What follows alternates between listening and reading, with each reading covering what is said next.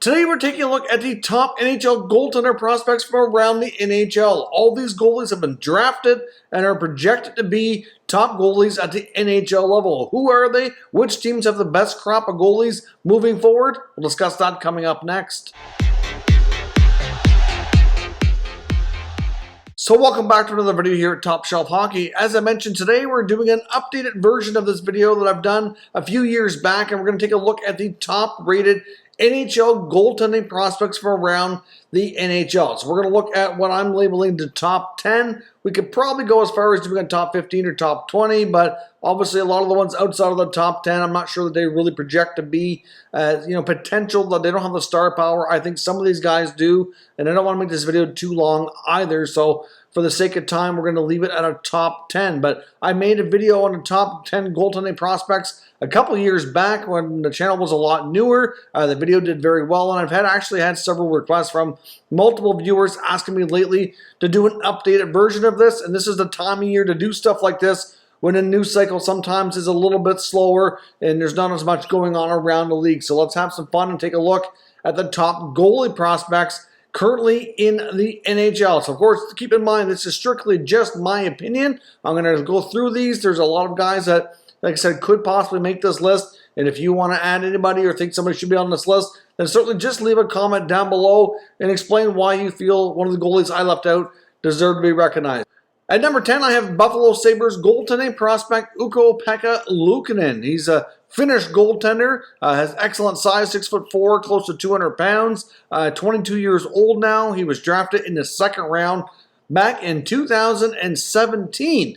Certainly a goaltender who uses the butterfly style, protects the lower part of the net relatively well. When he was drafted, he went on to play a season for the Sudbury Wolves in the OHL and had a phenomenal year, putting up a goals against average of 2.5 and a .920 save percentage. Since then, he's put in 2 pro seasons in the minor leagues, playing mostly in the AHL, but some in the East Coast League as well. And of course, last year, with the lack of opportunities, he actually spent 13 games playing over in Finland in Liga, where he played some of his best hockey in the past couple years. I think it's fair to say that the last 2 years haven't been the most kind to Luukkonen. Battled some injuries. Had a bit of an adjustment to the North American pro hockey game as well. His AHL stats haven't been phenomenal. This past year, he actually had a chance to play in 3 different leagues, though. He played in the Liga, where I said he did really well, putting up a .908 save percentage and a .252 goals against. That's not going to wow you, but based on how he's played recently, that's actually some of his better hockey. And then he actually got 4 games at the NHL level as well with the Buffalo Sabres. And of course, the team in front of him wasn't great, so you can't really look at those stats too closely and really make too much there for judgment. But I still think they see UPL as being one of their goaltending, potential goaltending future stars here. I mean, they do actually have a couple other goalies in this system here in the Sabres now, even though, they were looking like their goaltending depth wasn't great up until recently, but of course they picked up Devin Levi, who you might be able to make an argument that could possibly be in this case on this list here as well. And even Swedish goalie Erik Portillo, can probably make an argument to come close to being on this list here as well, but I still see Luukkonen being the best out of the 3, which is why I put him here at number 10. At number 9, we have Montreal Canadiens prospect goaltender Cayden Primeau. Now, Primeau's another guy I think has a very, very bright future at the NHL level. Right now with Carey Price and Jake Allen holding down the fort in Montreal, he's got a chance to really hone his craft and spend time developing in the American Hockey League. Cayden Primeau has had a brief stint here in the NHL level due to injuries when he first signed. He's 22 years old, 6'3", just shy of 200 pounds, was a 7th round selection in 2017, taken 199th overall, could turn out to be a draft steal. Even though he's a goalie, he actually is the son of a former NHL top power forward in Keith Primeau. Obviously, his brothers also played hockey and are all forwards too. He's the one that's different here in the family. Certainly probably not something his father Keith kind of envisioned happening, but he's turned out to be one heck of a goaltender. Played in the USHL and then went on to play a couple of years of NCAA hockey at Northeastern University, where he had some phenomenal stats. He could come out of Northeastern looking like a real solid prospect, signed with the Habs, has played now basically 2 parts of 2 seasons in Laval, with a few NHL games in there as well. So he's looking real good. He likely should be able to play a lot of games this year and have a heavy workload as a starter in the American Hockey League. But he's a big athletic goaltender. To me, covers the net well, looks real sharp and composed back there. And I think the Habs have themselves quite a prospect goalie here for the future. At number 8, we're going with Ottawa Senators goaltending prospect Mads Sogaard, who's 20 years old, drafted 37th overall back in 2019.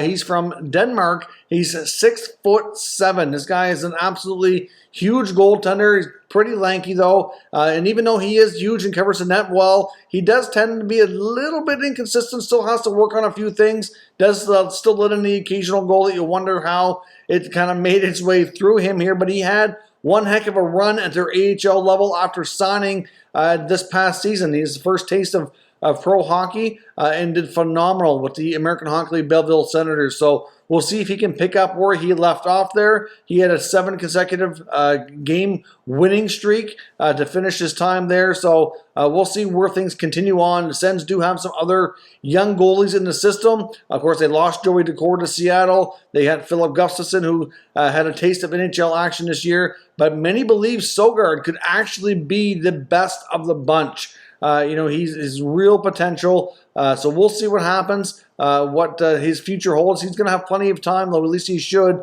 to really take his time, hopefully dominate the American Hockey League this coming season, and then in the next year or two have a chance to move up depending on what happens at the NHL level with guys like Matt Murray and Philip Gustafsson. Next up at number 7, we have Lukas Dostal of the Anaheim Ducks. He was drafted back in 2018, number 85 overall. Dostal's been a goalie that we've been following here for some time. When I did this video before, he was on this list here as well, along with some of the other guys that we mentioned as well here, like Primeau. Dostal, though, I think has a ton of potential. I mean, he's certainly a guy that's capable of being an NHL goalie.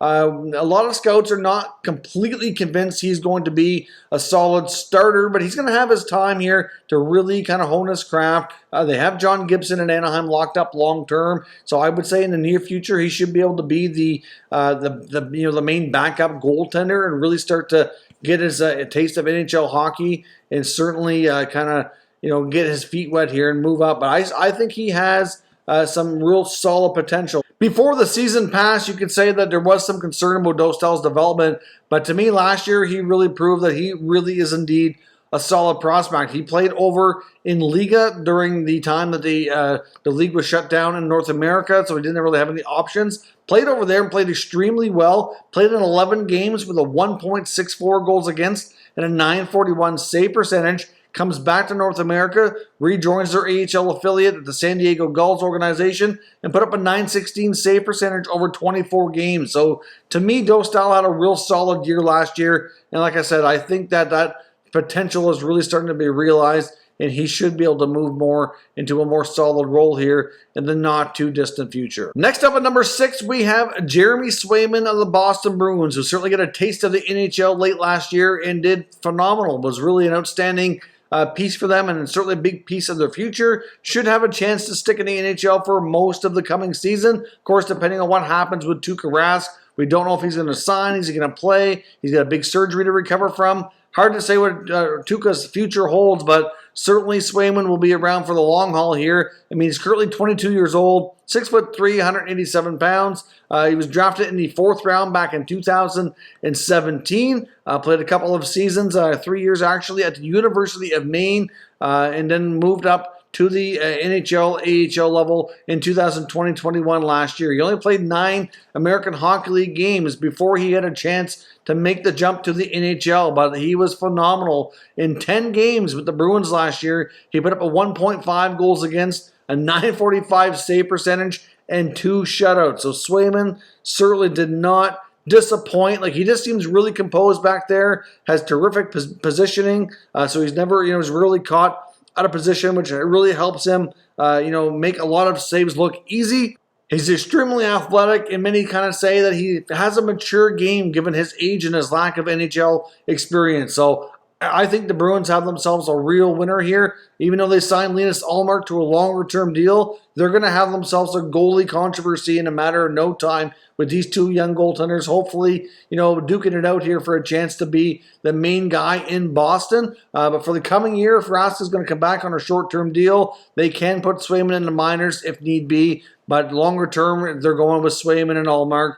That will be their tandem, and they are in good hands moving forward. At number 5, we have Calgary Flames prospect goaltender Dustin Wolf. Now, Wolf was drafted by the Calgary Flames late in the 7th round in 2019, 214th overall. So certainly, a long shot at making the NHL, but he's really developed quite nicely since then. He's only 6 feet tall, 160 pounds, not overly big, still only 20 years old, but still looks like he's got a ton of potential here. He played junior hockey in Canada in the Western Hockey League for the Everett Silvertips. Put up some phenomenal numbers there. The last 2 seasons he played, last 2 full seasons I should say, because obviously last year was kind of cut short, but he put up save percentages of .936 and .935, goals against under 2 both years, and then last year in a more limited action, had a .940 save percentage and a 1.8 goals against in 22 games in the Western Hockey League. Like, he had some phenomenal numbers,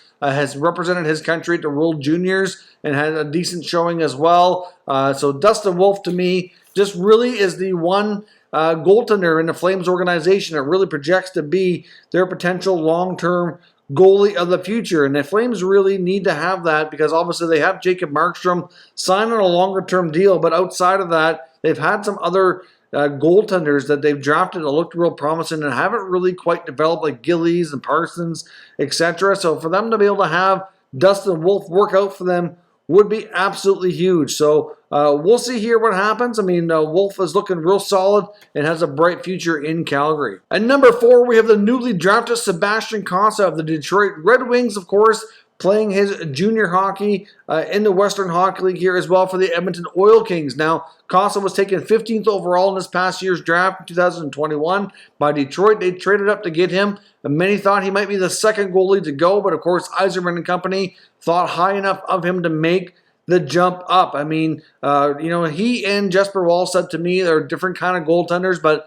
to me, I think their future and what they could turn out to be at the NHL level, I'm not sure there's really a great deal of difference. I mean, obviously, Cossa is a really big goaltender. He's 6'6", 212 pounds, hails from Hamilton, Ontario, Canada. Cossa's a goalie who covers the net extremely well. He's very athletic and has been, like I said, absolutely putting up phenomenal stats here in junior. Last year, 19 games for Edmonton and the Western Hockey League, .941 save percentage. Year before that, he had a .921 over 33 games. Likely going to be the starter for Team Canada at this year's World Junior Championships. And Detroit really needed to grab themselves a goalie here. I think Yzerman did a phenomenal job by moving up to grab Cossa in this draft. Up at number 3, we have the other goaltender taken here in 2021 first round, Jesper Wallstedt of Sweden. Of course, Wallstedt ended up being drafted number 20th overall by the Minnesota Wild, so the Wild are in good spot here. Of course, they also have a Kaapo Kähkönen, the young goaltender as well, along with Cam Talbot at the NHL level right now. So Wallstedt can certainly take his time and develop. He should be able to be a real solid starting goaltender for them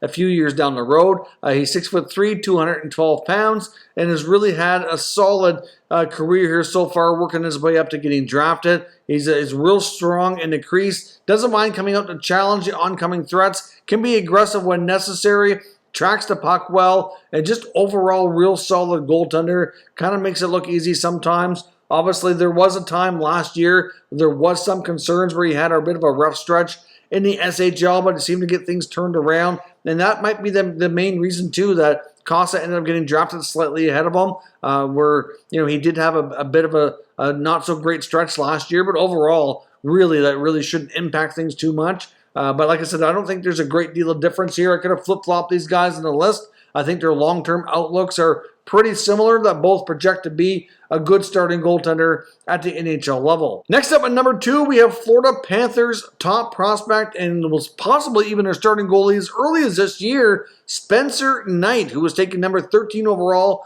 in 2019. He's definitely going to be at the NHL roster, challenging Sergei Bobrovsky for that starting job. I mean, we saw Chris Driedger take a lot of starts from Bob last year, so Knight very well could end up doing the same. Be interesting to see how things go for him this year. Had a tremendous college career, Boston College.